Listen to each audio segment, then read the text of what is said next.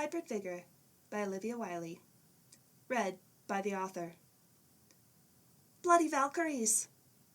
The UN Secretary is already under his chair and shouting. The woman stands at bay in a ring of black-clad police, her crimson cloak rippling and her sword unsheathed. Behind the wall of flak jackets and guns, delegates and hangers-on stare. Some of the reporters are already reaching for their notebooks or their phones. Very tantrum at the Geneva Convention. Fey woman draws sword on delegate from Saudi Arabia. I can see the headlines already. I sigh. These situations have been coming up far too often since Earth and the good land were reunited, forcing humanity and the good folk into dealing with one another again. And I end up getting involved in most of them.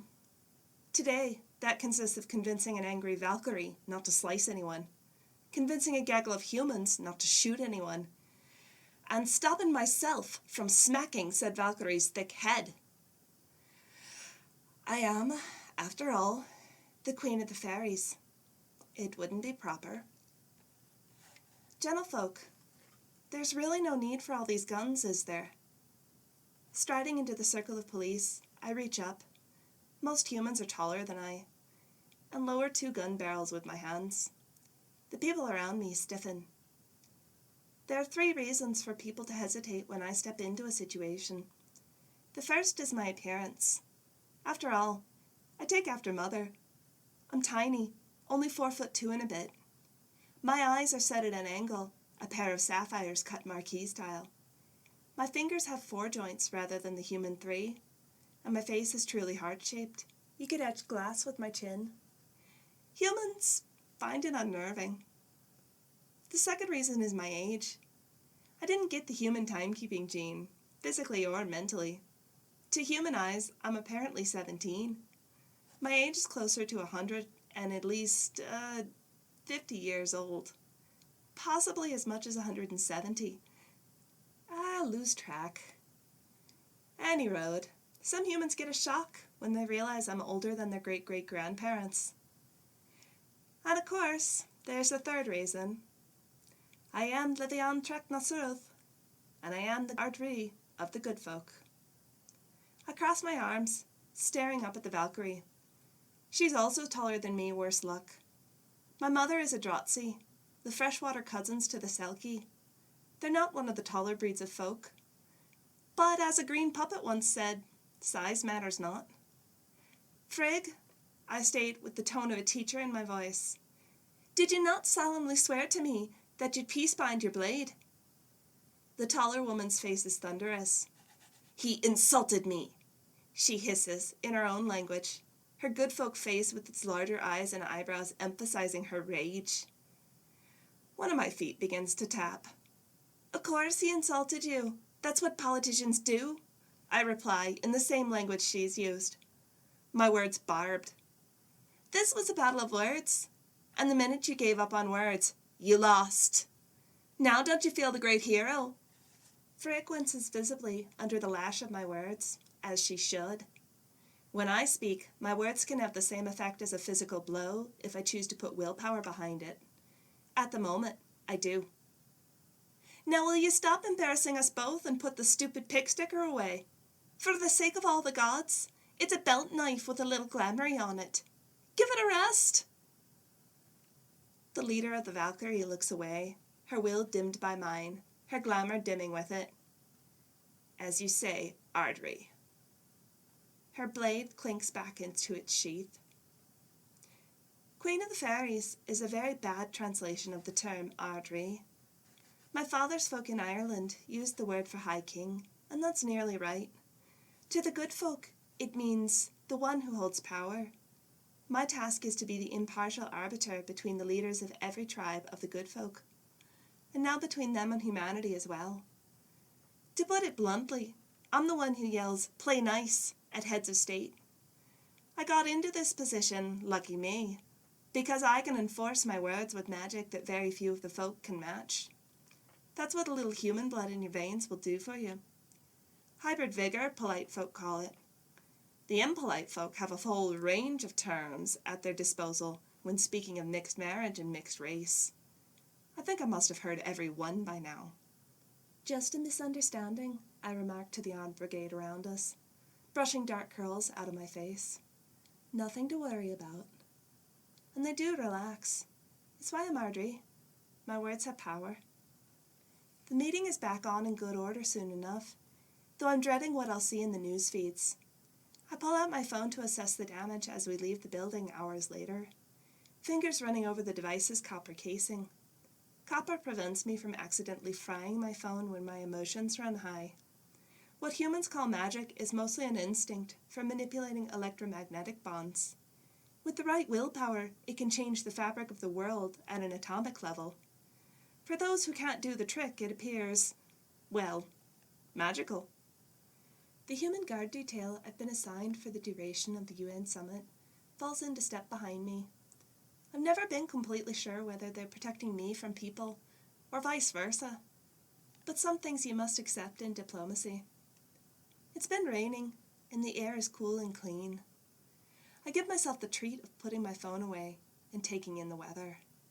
I love grey days with puddles on the sidewalk. Correction.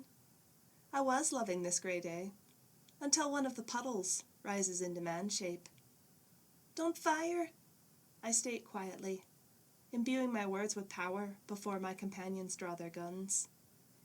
In front of me, the water takes on colour.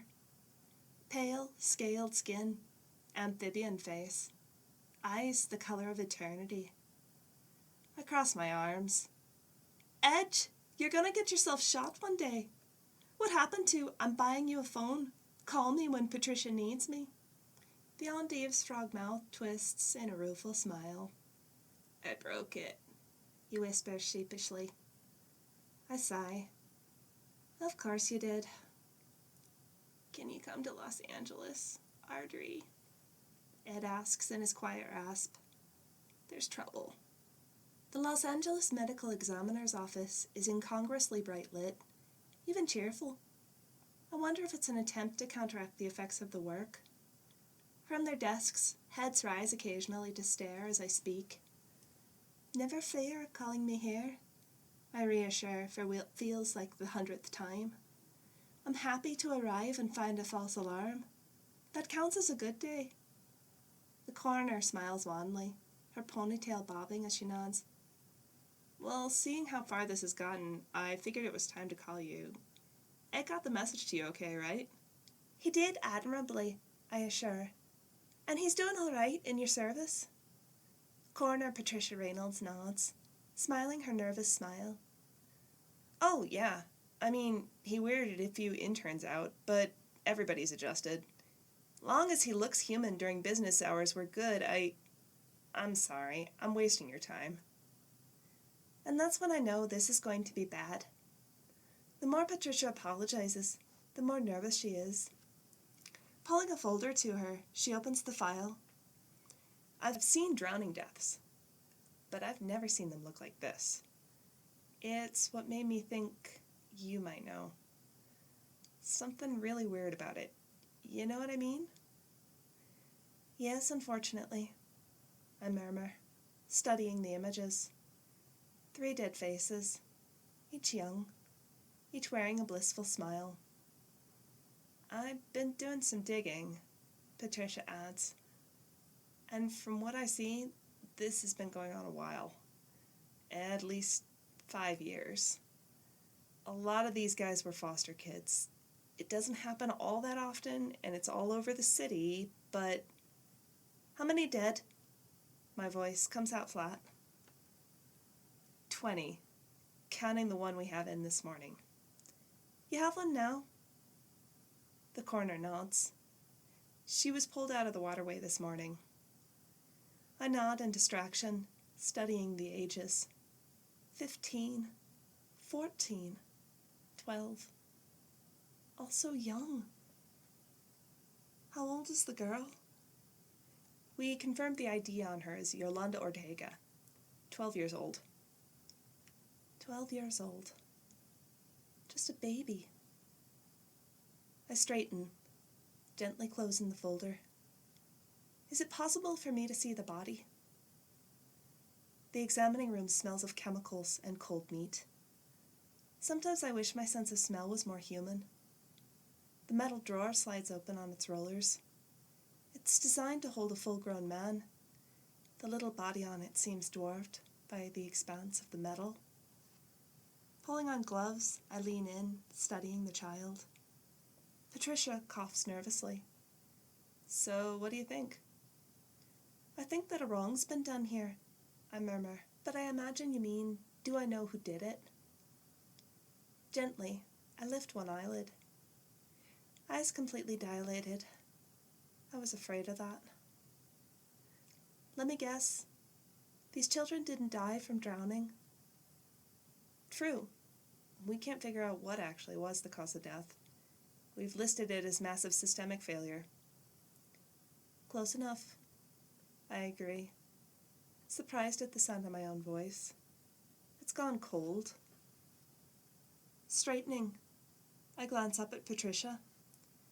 And why didn't you tell the police your suspicions? The coroner shrugs guiltily. Well, the last time something weird came up, you were a hell of a lot more use, to be honest. I nod, but I don't drop my gaze from hers. You need to tell them about these. They need to learn to keep records on murderers who are not human. Patricia nods, her eyes gone wide. She swallows hard. If this is a murder, we might have a bigger problem. That pulls me up in no mistake. Explain? Patricia taps her forms. Yolande had a best friend, Monica. She's still missing. It takes a day for me to find the one I want, by magic and by scent. But I can feel the rightness of it when I stand on a concrete embankment of a waterway, power lines waving in the wind overhead. Or rather, the wrongness of it. I call up the anger that started growing in the morgue, pouring the power it fuels into my voice. Groach, come here, now! The words sizzle in the hot air, rippling in the water. Slowly, the ripples spread against the current. The hump of a back breaks the water. Then the head emerges. The Groach has a head that puts one in mind of a boar mated to an alligator, or possibly a Chernobyl cow. But the black eyes are not animal. They study me with distant, indifferent intelligence. Not dangerous, not yet. Only calculating. The great head inclines slightly. Audrey. I return the respect as I must, though I'd rather bare my sharp otter teeth in her face. Groach. I invoke my right to walk where I will. I wish entry to your home. The Groach blinks, long and slow. I hold her gaze. It is my right as Ardri, Groach. There's a sucking sound behind her. A staircase forms in the murky water. The Groach nods towards it. Follow. The home of the Groach is a hollow ball of mud at the bottom of the waterway. The air inside is thick with the scent of stagnant water and sleep. I squint. In this gloom, it's easier to see the faint rope of light running from the Groach and into the depths of this fetid den. It sparks softly in my eyes when she shifts her bulk. Life force. She's draining life out of whoever is at the other end of that fine thread, drinking in the bioelectricity that fuels their cells and their brains. Soon enough, whoever she's caught will have nothing to run their cells, no electric spark to shoot between the brain synapses. You have a child here that is not yours to claim, Groach, I state quietly. The creature watches me. I know not of what you speak. Her voice is like black syrup. Oh, cut the bullshit, I snap, savoring the English words and the bite they give to my sentiments.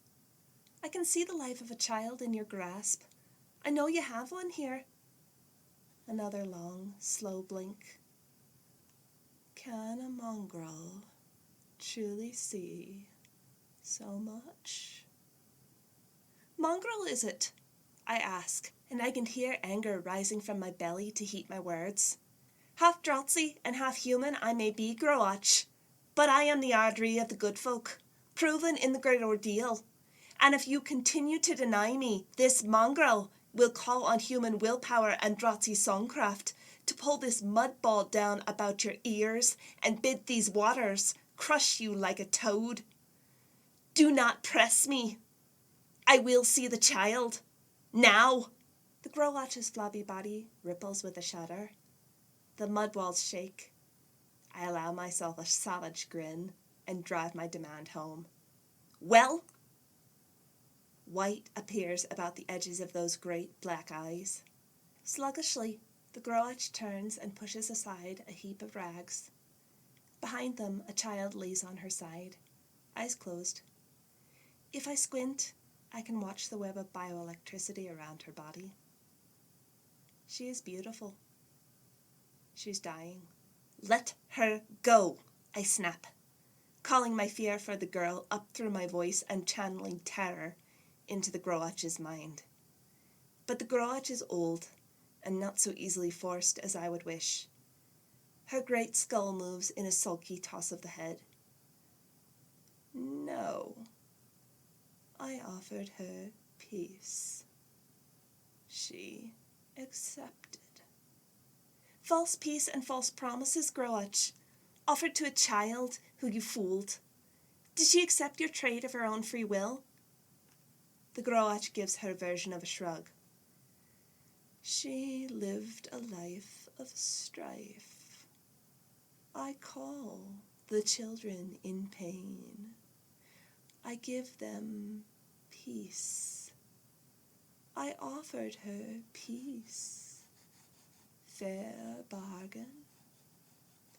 I step in, nose to snout with the creature, and my pliable voice cracks like a whip. Did you give her a choice? Did she trade her life force for peace of her own free will? If she did not, you have no claim over her, no any child who did not agree to that explicit bargain. You take what you have no right to. The children did not choose. You were given no right to them. That makes what you have been doing a crime against the land. The Groach exhales breath smelling of mud and dead fish. Slowly, her wide lips twist. I cannot be sure if she snarls or attempts to smile. If it is the child's choice that concerns you, Ardree, by all means, let her choose. You offered her what you have to give her, and I will offer her what I have. She splays her great webbed hands, her voice caressing the word. Peace. Challenge, I ask. She nods. I hold her eyes. No question now, she's most definitely grinning. Old bitch. By song? I ask. The Groach nods. By song? Very well, I state. The terms are these. We swear binding Gaasa by earth and sea and sky. If she wakes to my song, she is released to me. If she reaches her hand out in her dreaming to you, she's yours, and no harm done. Reaching into my boot, I pull a small blade and press it into the crook of my elbow, offering a dribble of blood to the muddy earth. I fall into the good tongue and pour power into my voice as I speak. By earth and sea and sky I swear, by my own true name I swear to keep my word. May my name and my life be forfeit to my enemy, should I break my word. The air shivers like a road on a hot day. The Groach's words come thick and slow. By earth and sea and sky I swear, by my own true name I swear to keep my word. May my name and my life be forfeit to mine enemy, if I shall break my word. Her blood glops black into the mud. The Groach tips her malformed cow head in my direction. Then she turns to the girl and begins to sing. Her voice is honey. The melody is sweet, the offer in it tempting. She's offering a child's understanding of the world, simplifying it into one idea. Wouldn't it be nice to be safe, to never be afraid again? The idea is beguiling as a drug. It would be so easy to listen and be lulled. The girl shifts in her sleep, smiling. She rolls towards the garage. If she reaches hands towards the creature and her song, she'll be lost. This little girl has already fallen so hard in her short life. I have to find words that will convince her rising is worth the effort.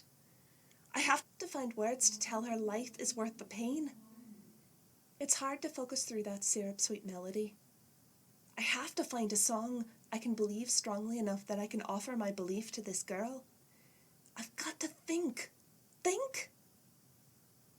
For a moment, for a note, the Groach's song lilts. And there, that set of notes, reminds me of another song. The right song. I grin. My voice is almost wistful at first, sweet, matching the Groach in harmony.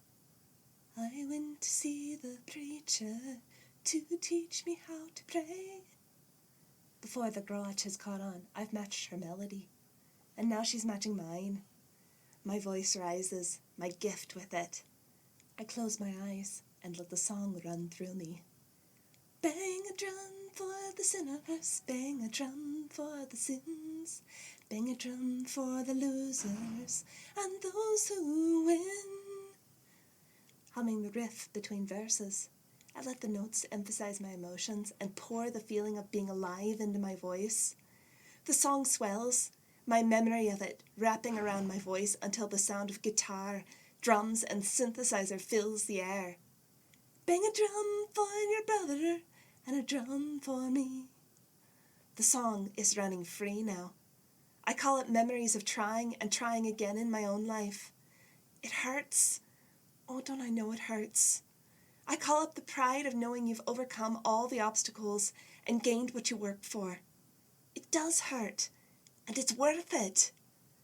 I call up hope and yearning, tenacity and joy, pouring them out with the words. I can feel the Groach fighting, trying to force the song down into simplicity. But her melody is hollow next to this. Closing my eyes, raising my head, I throw my voice and myself into the next verse with all the emotion I've got. But as long as my heart keeps banging, the notes of the dream drum and guitar burn in the air. The child opens her eyes. The chorus I've called up sounds loud enough to shake the world, shouting hallelujah. The girl sits up, reaches out. Her fingers are cold in mine. I grin, letting go of the song, the power and the glamour. In the deafening silence, I sweep the girl up in my arms, hugging her tight. Oh, thank you, John Bon Jovi, I whisper to myself. In my arms, Monica snorts. That's like granddad music. I laugh, setting her down, smoothing her hair as I study her eyes. Monica, how do you feel? The girl's dark eyes are too wide, but they are clear, though nervousness is rising behind them. I mean, okay, except I don't know where this is, and I'm hungry, and you're weird. Are you a fairy? I agree with a nod of the head. Sort of, but I'm the good kind. She smiles until she looks over my shoulder. Then she screams. I whip around, pushing Monica behind me. You cannot take what I have claimed, the Groach rumbles, risen to her full height. Her claws sink deep enough into my arms to draw blood. Scarlet drops splatter down. The power of the vow she broke in shedding my blood races up from the earth, burning through me. The air tastes electric. Knowledge flashes into my brain. Her true name. I know the way the Groatch is put together exactly now. A word map of this creature's blood and bone and DNA. With the knowledge and my power, I can take her apart. Oh, Groatch. My voice comes out, furred with an otter's growl. You dare to break your gas. Your name is forfeit to me now. And let me tell you something else. The life of an innocent, of a child, is not your right. Not even by the old law of blood prices. Once more, the long, slow blink. Why deny me? She is only human. And now it's official. I have hit the end of my bleeding rope. Only human? Only human? Groatch, what are you without them? The old ways of bargains and single combat you are so fond of were copied from the humans. Without humanity, the good folk are doomed. We will die without them. Why do you think the earth and the good land had to be pulled back together? We may have given them our magic and the wisdom of our long years to stop them killing themselves off in haste and in folly. But they gave us stories and song and a passion for life we never equaled. Without their emotions inspiring us, we do nothing for centuries on end. We can't even be bothered to make love and bear children half the time. Our races need one another to survive. But they're only human. I'm shaking. The mud is shaking beneath me. I stab my finger at the wall, and it crumbles to show the flowing water beyond like a window. If you think so little of these humans, then you will have nothing to do with them. For 100 years and a day, you will bide in the deep of the sea. Cold fish for your supper, and no concept nor company. This I lay upon you for your crimes. In the name of earth and sea and sky, and by my human will, I bind you by your name to this fate. I rattle the syllables of her true name out. They burn in my throat. Finally, the Groatch shows a true emotion, and it is horror. She looks small in her fear. Lady, such a price for such a little wrong. The fact that you can call it a little wrong tempts me to make it 300 years. I reply, and my voice drops to a growl. Get out of my sight before I do so. Hunt humans again at your peril. For a second offense, I'll mark you as the prey. Now, go! Slouching, the Groatch slides into the murk, compelled to swim for the sea. Letting out a slow breath to disperse the power, I turn. Monica has crouched to the sodden earth, her hands over her head. I kneel in the muck. Hey, I murmur, quieting my voice. We did pretty good. You want to go get cleaned up and get a burger? Slowly, Monica raises her head. Her voice is a squeak. Yeah? I smile, holding out my hand. Okay, then let's go. Monica stares at my spindly fingers for a handful of heartbeats. She looks into my eyes. Okay? Reaching out, she puts her hand in mine.